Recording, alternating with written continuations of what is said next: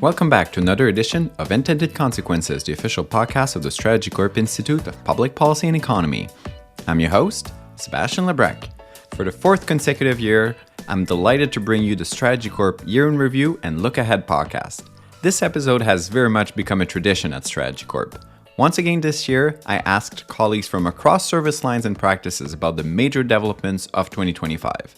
Let's just say they had plenty to choose from. They also shared what they're keeping their eyes on in 2026. But before we talk about 2026, let's focus on some of the major developments of 2025, starting with Donald Trump. We obviously could do a full episode on the impacts of Donald Trump in 2025, but let's just say that tariffs are top of mind. And if you want to learn more about the impacts of tariffs on economic development, you should check out our two latest episodes with experts in site selection and manufacturing. But let's go a little bit beyond tariffs right now. Here's Jeff Mahan from our Geopolitical and International Business Advisory practice talking about Canada's economic security. Donald Trump's election forced a rethink on Canadian economic security policy. Prior to 2025, Canada had aligned quite closely with the United States in dealing with perceived threats coming from China, whether these were economic-based threats to national security or threats to long-term economic competitiveness, for example, through a deluge of steel or electric vehicle imports. So Canada had aligned quite closely with the United States. We didn't get repaid for that. Rather, the United States threw tariffs on Canada, the very same sectors that we sought to align with them on. What this has led to is Canada is now reorienting its economic security policies. The number one threat is no longer China. Yes, economic security threats still emanate from China, but clearly the United States has also thrown a new perspective into economic security policy. So Canada is now trying to adjust its foreign policy, its economic policy, its security policy in a way that better compartmentalizes relationships with the rest of the world, recognizes that the lines between friend and foe have been blurred, and that we're going to need to be able to work with friends, work with less like-minded allies if we're going to secure Canadian interests and sovereignty as we head into 2026 and beyond. The return of Donald Trump shaped the Ontario and federal elections this year. Both elections were very much about who could stand up to Donald Trump and protect workers. Here are my government relations colleagues Aaron Woods and Richard Ositashvili on the federal and Ontario elections, respectively. I think one of the most important events from 2025 for me was the result of the federal election earlier in the year. What was projected to be a very strong conservative majority ended up being a slim minority for a new Liberal government. Just about a year ago, Chrystia Freeland's resignation was a domino effect for the Prime Minister Trudeau resigning, and then Mark Carney making his official entry into partisan politics. He's been able to rally support, framing his new government as like very execution-driven results rather than the more retail politics focus that some say Prime Minister Trudeau had. Obviously, this election also had major implications for the Conservatives, who still seem to be struggling with their post-Trudeau narrative, but then also managing some of the frustrations within their caucus, given the disappointing result. Doug Ford, the Premier of Ontario, called an early election. They were about 3 years into their last mandate, and they decided to pull the trigger early on an election. The whole reason for it was a response to Trump and Trump tariffs, and this is something that played out really well for Doug Ford. He really leaned into the Canada is not for sale elements of that campaign. He kind of blurred the lines between being a candidate, between being a premier. He went to Washington, D.C. throughout the campaign, kind of really cementing himself as not only a strong advocate for Ontario at the table, but kind of emerged throughout the election as a prominent figure on the national level, while the federal Liberal Party and Justin Trudeau were kind of figuring out what their future looks like. Speaking of Trump and Doug Ford, Richard mentioned another highlight in 2025 that I just had to include. Doug Ford pouring out the Crown Royal whiskey in response to Trump and tariffs was definitely a big highlight in 2025 for me personally. I think it showed us Doug Ford at his best. This is the same Doug Ford we saw during COVID when he shared his cheesecake recipe. This is the Doug Ford that told people he was going to come down on them on like 800-pound gorilla. And despite these not being massive moves in policy or how the province functions day to day, this is really the Doug Ford that kind of breaks outside the political bubble and resonates with everyday voters.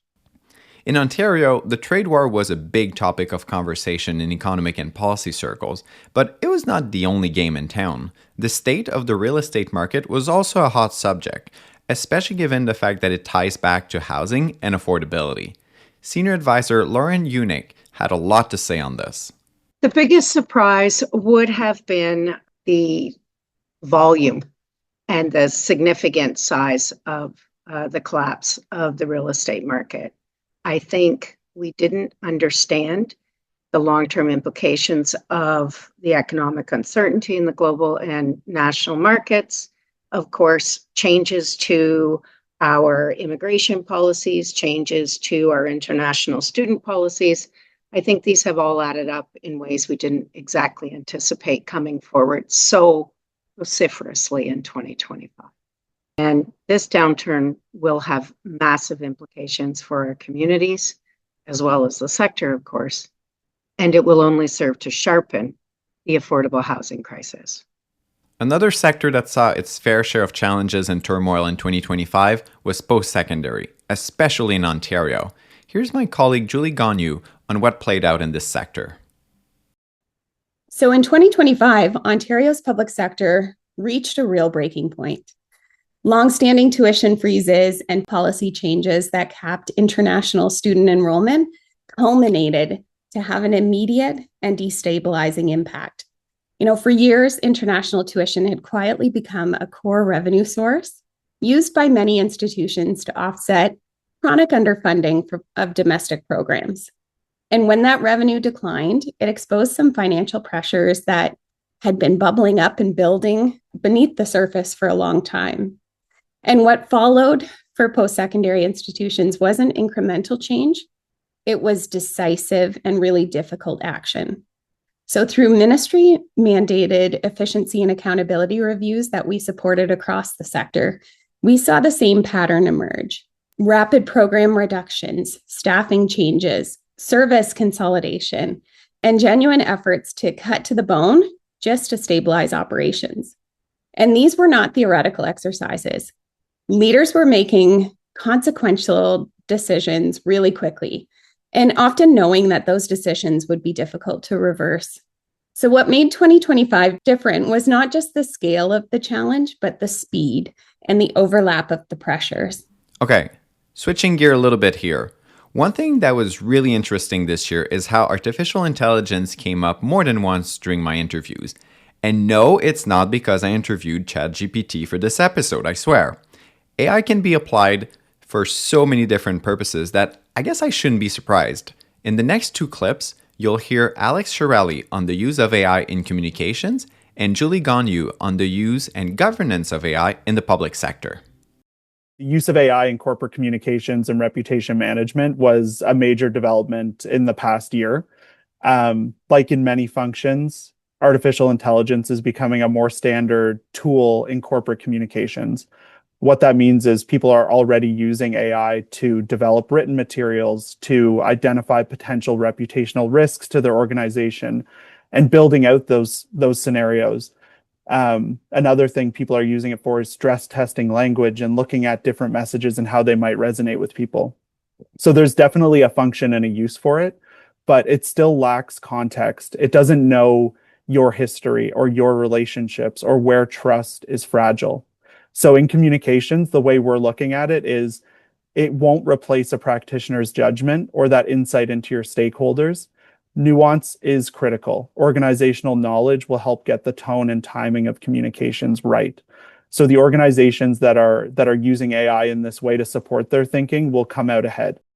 So in 2025, I would say AI didn't always arrive politely in Ontario's public sector through careful pilots or through tidy roadmaps. It embedded itself, and not because anyone was necessarily reckless, but because AI was bundled into technology, a lot of organizations already relied on procurement platforms, customer service tools, even enterprise solutions. So for a lot of organizations, AI showed up before it was even named, before boards and councils had asked about it, and before governance frameworks had caught up. So in many cases, it wasn't a planned pilot or something leaders were necessarily thinking about. It was just already there, quietly shaping decisions and workflows. So what caught a lot of leaders off guard in 2025 wasn't the technology. It was the realization that governance needed to pick up pace and move a lot faster. So AI isn't something that you can kind of sprinkle on complex problems and expect them to magically improve. The opportunity for transformation is real, yes. That's exciting, yes, but it also comes with a lot of risk.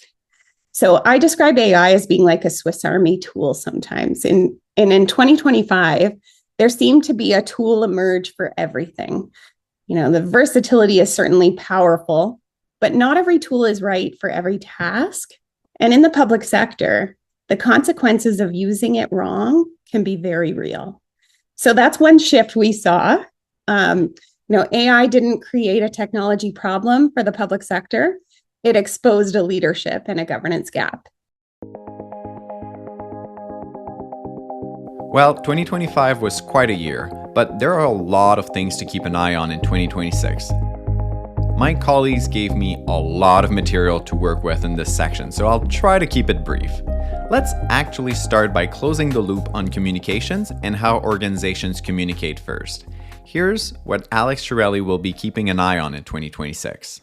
We're always thinking about the best ways that an organization can tell their story to the audiences that matter to them.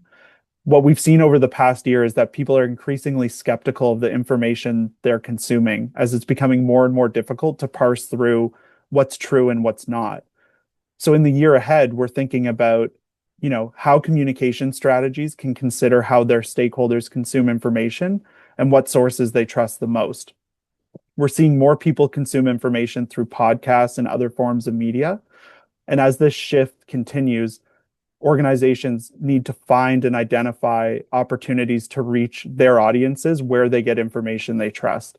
So in the year ahead, we're going to continue watching this shift and measuring the impact of incorporating new media into communication strategies. Communications and politics are oftentimes tied to the hip. Communications is a huge part of elections at any level of government, and there'll be quite a few elections in Canada in 2026, for instance, at the provincial level in Quebec. In Ontario, we will have municipal elections in the fall, and Strategy Corp will be watching this very closely. Here's Julie Gagnon on the municipal elections coming up. Municipal election will be a significant moment for Ontario's municipalities. It comes at a time when local governments are managing sustained fiscal pressure, infrastructure backlogs, housing demand, climate adaptation, and rising expectations from residents. Many councils will be facing tough decisions about service levels, long-term affordability, and how to deliver with more constrained resources. The election cycle will sharpen conversations around priorities and trade-offs and accountability. And it's going to set the tone for how municipalities approach governance, investment, and service delivery in the next term. At the provincial level, we will not have a general election in 2026, but there might be a leadership contest to decide the next leader of the Ontario Liberal Party. Richard Ositashvili shares with us why this race is important and how it could shape Ontario politics. I'm keeping my eyes peeled for what comes for the Ontario Liberal leadership race. They just dropped their previous leader, Bonnie Crombie, and they're looking to announce the rules, the timelines. There's a couple candidates who've already been musing about running. Some have already formally said they're not. Some have formally said they're in. But until there's clear rules, timelines, deposits available, that's when the dynamic around the race will really begin to cement. And that's something Doug Ford and his team will be keeping an eye out for as well. I mean, the NDP make a solid opposition in the legislature, but it'll be much tougher to be under fire from two functioning opposition parties. Speaking of opposition parties, the federal Conservatives will have an interesting year in 2026, especially at the beginning with their convention coming up in Calgary. Here are Nathan Cullen and Aaron Woods on what they'll be paying attention to when it comes to the official opposition in Ottawa. Tumult within the Conservatives. Will they, at the federal level, will they continue to ask existential questions, or will they secure themselves not just with the leader, but also with their offer to Canadians? The Conservatives used to absolutely dominate the Liberals when it came to economic issues and also in their message discipline. I think now they're struggling to present themselves as a credible alternative to a prime minister that has some pretty strong economic credentials. Frustrations inside the caucus we've seen, and the sense that Poilievre and his inner circle aren't necessarily willing to learn from the result of the election. We've seen that kind of come to a head with some floor crossings too now and rumors of more on the horizon. So that'll be something to watch in the new year. Still at the federal level, Aaron flagged another dynamic to keep an eye on, and it might not be something you think about every day. We'll want to keep a really close eye on committees, particularly the Finance Committee. We've already seen challenges from the government in getting their government legislation through committees, given this minority makeup. The minority situation is even more challenging on the committee level, given the absence of the NDP, which were the usual dance partner for the Liberals in getting things through committee. We saw Bill C4, which is the Making Life More Affordable Act, that was actually amended in committee by opposition parties. And assuming that this minority posture remains in the new year, that those same challenges are going to persist for the Budget Implementation Act. It would be very unusual for a BIA to be amended by opposition members at committee. And the Finance Committee has yet to actually lay out its timeline for studying the bill, witnesses, how many days will be allotted for that, and getting it over to the Senate. So I'll be paying a close eye to see what kind of negotiating tools, if any, that the government's willing to put on the table to get the big pieces of their budget passed. Another thing that the federal government will be really busy with is international trade and getting resources to market. That's kind of stating the obvious, especially with the Donald Trump situation, right? But this takes different forms. Here's Jeff Mahan on trade diversification. So I expect Canada, amidst all that trade negotiation uncertainty, to really double down its efforts and its commitments that it's made on trade diversification. So I would be looking towards India and to expect to see a lot of ministerial dialogues and trade missions, etc., as it supports these new ongoing comprehensive economic partnership agreements that have been announced. I would also expect to see an attempted rapprochement with China, because both of those countries are going to need to be on our side for trade if we're going to be able to look towards making any meaningful trade diversification gains. But I would also expect Canada to look towards Europe, Japan, South Korea, and other advanced like-minded countries as we look to build out our defense posture and seek high-quality investment into our industrial systems. Underlying all this is going to be a renewed commitment to natural resource development and critical minerals. And to support that, we're going to need trade enabling infrastructure. The government has signposted that these are their priorities, but now it's going to need to meet delivery time. And the private sector is going to have a huge role to play in here. Government plans can only go so far. The private sector is needed to drive things into realization. When it comes to infrastructure and getting resources to markets, interprovincial relations as well as reconciliation are foundational. These are some of the topics Nathan Cullen will be paying attention to in 2026. So does BC and Alberta get along? Can they find a pathway where we're talking to each other respectfully? Will be really important. I think here in BC, specific questions around reconciliation, can it work? How would it work? Are really fundamental to a lot of everything that happens next in the province. And I think the evolution around questions of reconciliation are massive and will have long-term implications. Before we wrap up, I do want to bring my colleague Lauren Unick back to talk about land development. Remember how she said 2025 saw the collapse of the real estate market? Well, she has a positive outlook for 2026. 2026 is going to be all about the real estate development market responding to the financial opportunities that all levels of government are making available so that real estate projects can pencil. And in order to take advantage of those opportunities, the real estate development sector, in some cases, will need to learn how to better partner with the nonprofit housing sector. I think the need for the private sector to partner with the nonprofit housing sector means there's going to be tremendous strain on the nonprofit sector, and we need to work to strengthen and nurture growing nonprofits, because I do believe as the real estate development community finds their feet in terms of the opportunities that governments at all levels are offering, there's going to be a real crunch there. And I think there's an opportunity to help everybody advance and move forward together. Well, thank you, Lauren, for enabling me to finish this episode on a positive note. Well, there you have it. The 2025 Strategy Corp Year in Review and Look Ahead episode is officially in the books. My guests have done a tremendous job at explaining why 2025 was a fascinating and in some ways a transformative year across multiple sectors and geographies. The 2026 Look Ahead segment was also very interesting as we already start getting ready for next year, but perhaps after the holidays. As we go into 2026, you can trust that Strategy Corp and the Institute will have you covered with insight and thought leadership on the biggest developments and what they mean for Canada and for you. A huge thank you to my colleagues Alex Torelli, Julie Gagnon, Lauren Unick, Jeff Mahan, Aaron Woods, Richard Ositashvili, and Nathan Cullen for participating in this episode. I hope you enjoyed the fall season of Intended Consequences. Thank you to all our guests, and thank you for listening to the episodes. I look forward to discussing more fascinating topics in 2026. In the meantime, I wish everyone a wonderful and safe holiday season and a happy new year. I'm Sebastian Lebrec, and I intend to talk to you again next year. Thank you for listening to Intended Consequences. The views expressed during this podcast are not necessarily the views of Strategy Corp. All rights for this episode are reserved, and the guests on the Intended Consequences podcast might be current or past clients of Strategy Corp.